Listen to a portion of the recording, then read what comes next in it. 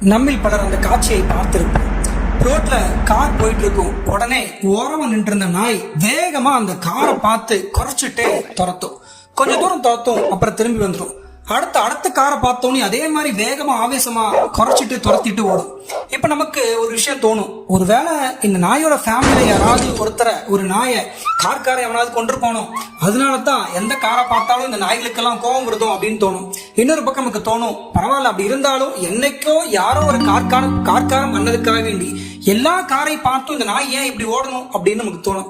சரி, இப்ப நாயை விட்டுட்டு நாம அந்த இடத்துல நம்மளை வச்சு பார்க்கலாம், இப்ப சமூகத்தை வச்சு பார்க்கலாம். பொதுவாக செய்தியின் அடிப்படையிலையோ அல்லது நமக்கு பக்கத்துல நடக்கிற நிகழ்ச்சியின் அடிப்படையிலையோ ஏதோ ஒரு மொழியை பேசுகின்ற, ஏதோ ஒரு மதத்தை சேர்ந்த, ஏதோ ஒரு மாநிலத்தை சேர்ந்த, ஏதோ ஒரு நாட்டை சேர்ந்த ஒருவர் ஒரு தவறை செய்துவிட்டார் என்பதற்காக வேண்டி அந்த மொழியை பேசுகின்ற, மதத்தை சேர்ந்த, நாட்டை சேர்ந்த, மாநிலத்தை சேர்ந்த ஒட்டுமொத்த நபர்கள் மீதும் வெறுப்பையும் ஆவேசத்தையும் ஆக்ரோஷத்தையும் நாம் கொட்டுகிறோம். அப்படி கொட்டணும்னு சொல்லி அந்த நேரத்தில் நமக்கு உணர்வு ஊட்டப்படுது. இந்த உணர்வு சரியானதுதானா? ஏதோ ஒரு தனிப்பட்ட ஒரு நபருடைய தவறை அந்த சமூகத்தின், மொழி பேசுகின்ற மாநிலத்தின், நாட்டின் ஒட்டுமொத்த தவறாக நாம் எடுத்துக்கொள்வது சரியாகுமா? அந்த நாய் எப்படி அர்த்தம் இல்லாம எந்த காரை பார்த்தாலும் துரத்துதோ, அது மாதிரி நாமும் பொத்தாம் பொதுவாக நம்முடைய வெறுப்புகளை கொட்டுவதற்கு வடிகால் தேடுவது எந்த வகையில் நியாயம்? யோசிப்போம், சிந்திப்போம்.